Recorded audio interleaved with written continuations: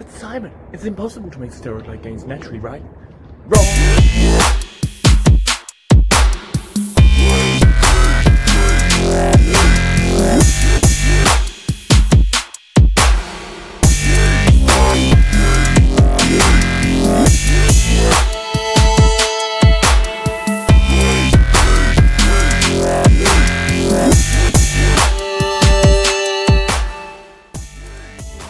Most people taking steroids probably not maximising their training anyway, so they're not making as many gains as they could. That's why everyone who takes steroids is not an IFBB pro athlete, right?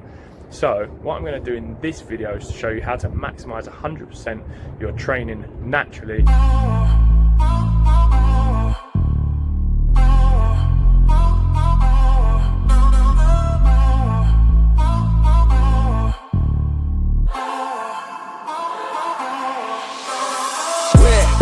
Where do we come from? Where do we come from? London, the East London dungeon. Arms out in the function. Police with truncheon. Don't make no assumptions. Nah, don't make no assumptions. Where do we come from? Where do we come from? London, the East London dungeon. Arms out in the function.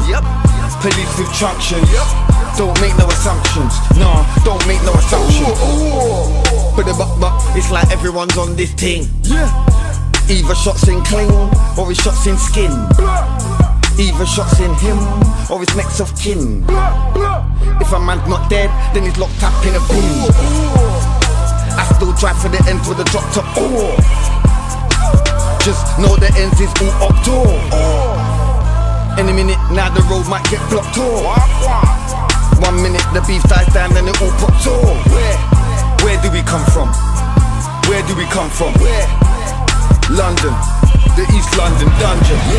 Arms out to the function. See that? Rule number one, make steroid-like gains. Get a good training partner. That's what you need. And make sure they're not scared to fucking push you as well. So get those extra reps out that you won't be able to get on your own. You can make those extra gains.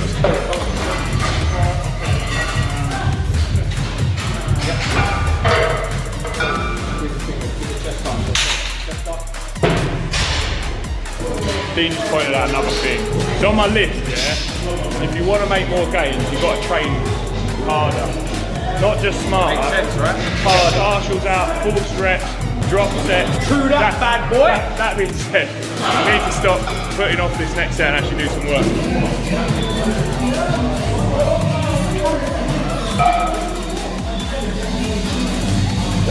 Control.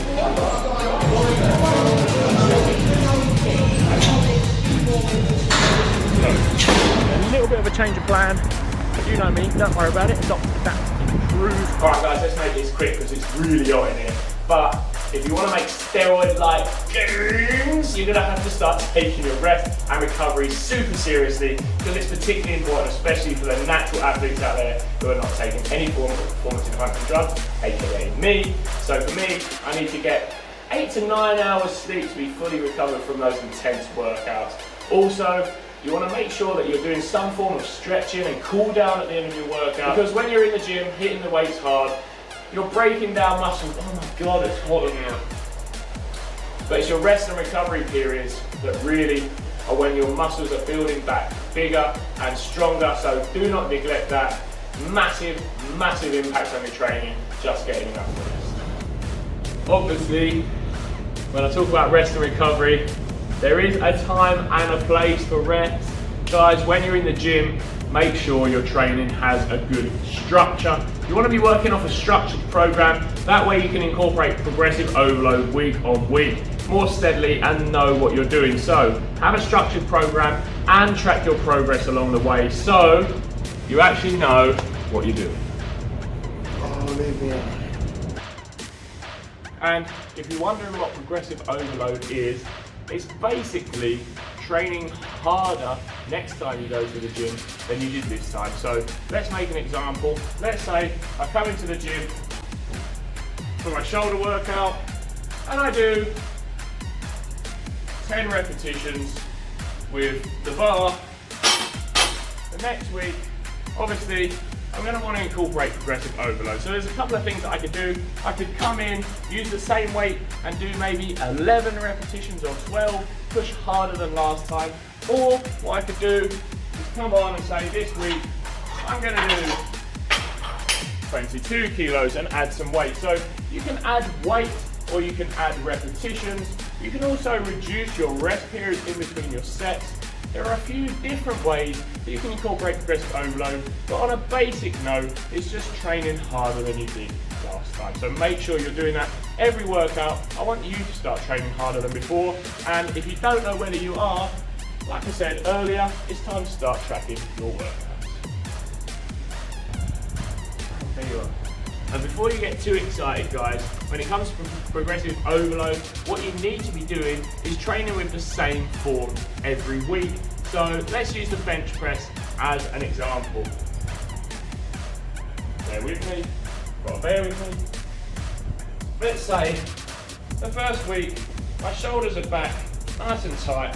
I'm doing a nice strict bench press for 10 repetitions. And the next week, I think, I can do heavier than that, so I grab the 7. I've done that. But this week, my form is all over the place. I'm using a lot of shoulders. I'm flaring out big and wide. Okay, what I haven't done this time is actually incorporate progressive overload, because what you need to be very, very conscious of is that your form remains the same. So don't increase weight if it sacrifices your form on the exercise. And that leads on to another point. If you want to make steroid-like gains, you need to learn how to do exercises properly to make sure you're hitting the muscles that you actually want to train. So when we talk about the bench press, you need to retract your shoulders, retract your shoulders, and depress your shoulder girdle down. So back and down is called packing the shoulders. That means that the pressure from the exercise, or the resistance, whatever you want to call it, is on the chest muscles, the pecs. It's not on the front delt, which is what happens when your shoulders are like this. The shoulder is more forward than the chest. So if you want to be building muscle in the right places, you need to make sure that you're using the right form. If that means getting a coach, personal trainer, or just training with a friend, or watching a ton of YouTube videos like this, do it, but make sure you're not sacrificing your form to lift more weight, okay? Okay, another way that you can make steroid-like gains is to start actually thinking about your training and feeling it and finding out what works for you. So, as an example,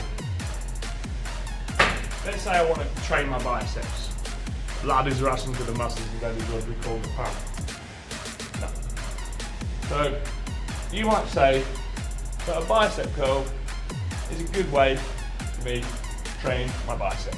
However, I've learned over the years that this straight bar variation puts a lot of pressure on my wrists. I get pain in the wrist and I'm unable to overload my biceps. So for me, a hammer curl or a dumbbell curl where I can incorporate a little bit of rotation and movement in the body to make sure I'm not putting too much pressure on my wrist is super important. So I'm never going to make steroid-like gains using this exercise, but that might be different for you. So experiment with exercises and find out what works for you. What feels good for me might not feel good for you.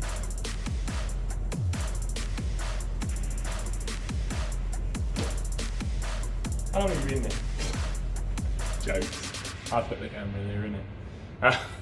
Another thing you've got to do if you want to make steroid-like gains is be consistent. So there's no point training super hard on Monday, being too tired to train Tuesday, Wednesday, Thursday, having a half-assed workout on Friday. You get the drift, right? What you need to do is be consistent. Create a program and stick to it. So if it's a 4-day program, do your 4 days every week. Consistency is key. One amazing workout isn't going to give you steroid-like gains, but 4 good workouts will. That's it, you're done. So basically, that's the top training tips to make mad gains. I'm going to do another video about nutrition soon, so stay tuned for that. Catch you next time.